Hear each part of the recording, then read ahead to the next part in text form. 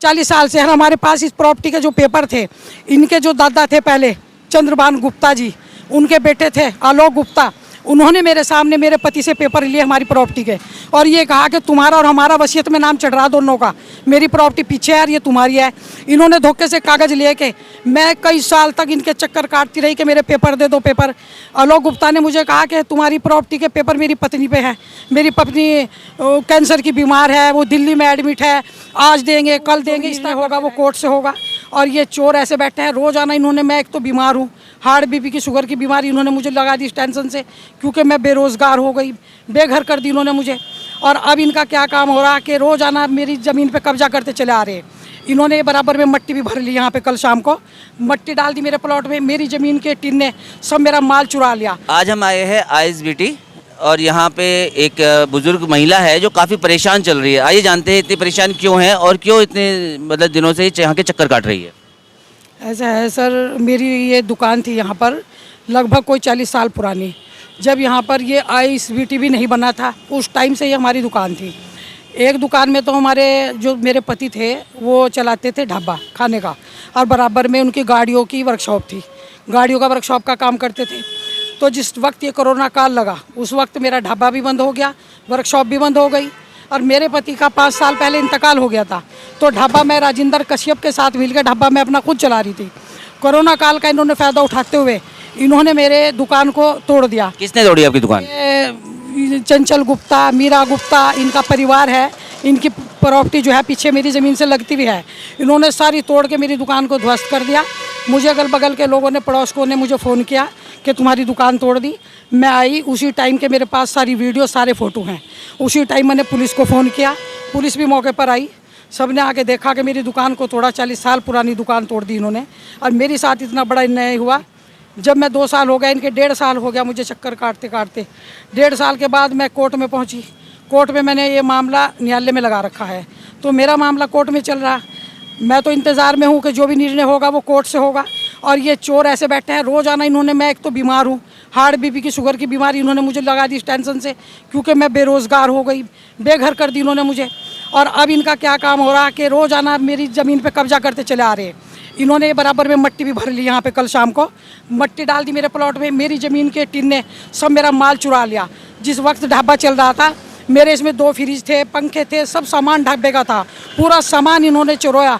चोरी की रिपोर्ट कई बार मैंने पुलिस चौकी, थाना पटेल नगर को, आईएसपी को, सभी अधिकारियों को दिया, आला अधिकारियों को। तो जो इतनी चोरी हुई है आपके यहाँ से, तो पुलिस ने इसके ऊपर कोई संज्ञान नहीं लिया? बार बार कहते रहे इंक्वायरी चल रही है, जांच चल रही है, यही कहते रहे, आज तो कुछ नहीं किया।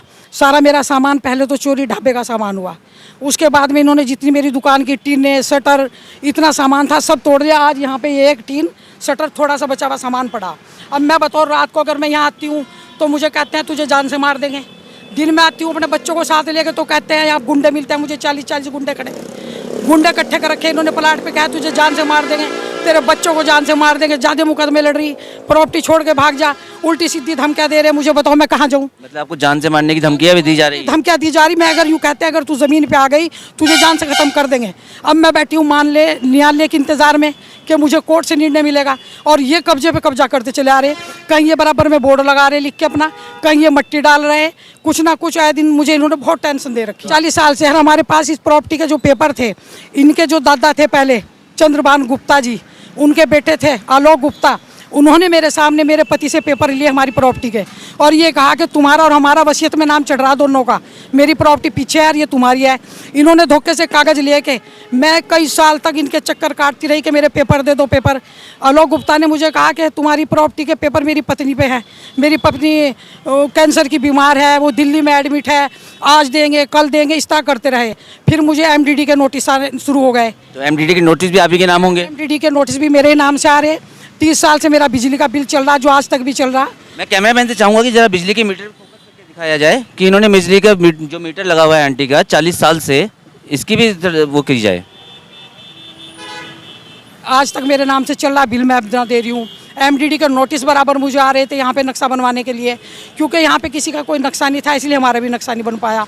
मैं 40 साल से यहाँ पे अपना रोजी रोज़गार चला रही थी, अपने बच्चों को साथ लेके मेरे पति का इंतकाल हो गया 5-6 साल पहले, उसका फ़ायदा उठाते हुए इन्होंने मुझे बेघर कर दी बिल्कुल। आज ना मेरे पास कोई कारोबार है, ना मेरी ये जायदाद जो मेरी प्रॉपर्टी बराबर में थी, मेरे पति की इन्होंने सब छीन ली। अर्जी फर्जी कागजात सब तैयार करवा लिए इन्होंने। अब कहते हैं हम देख लेंगे, तुझे कोर्ट में भी देख लेंगे, यहाँ भी देख लेंगे।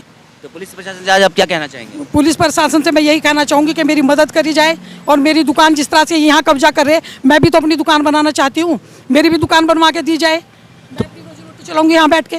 तो पुलिस प्रशासन से मेरा अनुरोध है कि अगर एक विधवा औरत इतनी परेशान है और आप उसके ऊपर संज्ञान नहीं ले रहे हैं, तो ये एक इंसानियत के नाते ही संज्ञान लिया जाए। आप यहाँ पे काम किया करते थे, तो आपकी दुकान तोड़ी कैसे गई, ये बताइए विस्तार से। जेबीसी मशीन से तोड़ी है जी। किसी में से हाँ आप जेबीसी। कहाँ थे जब आपकी दुकान तोड़ी? दुकान तो सर जी मैं घर जा रखा था। घर जा रखे थे हाँ। कोरोना काल में? हाँ, ये कोरोना आपका काल में। कितना सामान था यहाँ पे? सामान तो सारा ही होटल का सामान था जी। लगभग कितने वैल्यू का?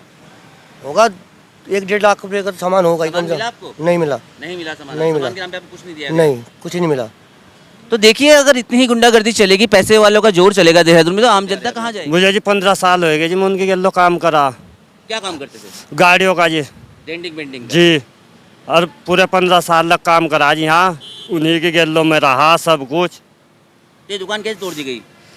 बस जी इनकी वो है, ये जबरन जबरन कर रहे जी ये हर बात पर। हमारा यहाँ सामान भी था, सब था, कुछ भी नहीं मिला हमको। आपका क्या क्या सामान था यहाँ पे? यहाँ जी जो ही था सारा, गाड़ियों का, होटल का सारा सामान था यहाँ। मतलब होटल का और जो गाड़ियों का कंप्रेसर वगैरह और जितने पेंटिंग का सामान था वो सब गायब हो गया। सारा सामान जो है था सब इन्हीं को। तो पुलिस प्रशासन से हम लोग ये अनुरोध करना चाहेंगे कि आप लोगों के यहाँ जस्टिस की जाए, जो भी माननीय न्यायालय का फैसला होगा वो आप मानेंगे ना आंटी? जी हम तो न्यायालय के इंतजार में बैठे हैं कि माननीय न्यायालय का जो होगा डिसीजन वो हम मानेंगे। तो ये आपका केस चल रहा है? जी ये केस भी मेरा कोर्ट में चल रहा दिखाइए, है कैमरामैन केस फाइल दिखाइए और फोटो भी दिखाओ। ये ये देखो। पुरानी फोटो दिखाइए जहाँ पे जी, आपका ये- रेस्टोरेंट था। ये देखो, वो दिखा फोटोकॉपी मेजर मेरा रेस्टोरेंट, इसका ओरिजिनल फोटो मेरी कोर्ट में लग रहे हैं। एक मिनट नीचे है जरा दिखाओ। तो ये थी इनकी दुकानें जिन पे ये काम किया करते थे और जिसको बिना किसी उसके तोड़ दिया गया। ये देखो, ये वर्कशॉप का फोटो है, इसका ये सारा सामान मेरा पड़ा हुआ है यहाँ। कब का गाड़ी फोटो खड़ी है है। आंटी के? ये तो अभी के ये जब वर्कशॉप में काम करते थे हम लोग, ढाबा चल रहा था हमारा। लगभग 20-25 साल पुराना फोटो है। ये 20-25 साल, हाँ। ये ये बोर्ड लगाया 20-25 साल पुराना फोटो है, ओरिजिनल फोटो मेरा कोर्ट में लग रहा है ये। तो मतलब 40 साल से जिस दुकान पे आप अपनी रोजी रोटी कमाते थे वो दुकान एक दिन तोड़ दी गई और आपको बेरोजगार कर दिया गया।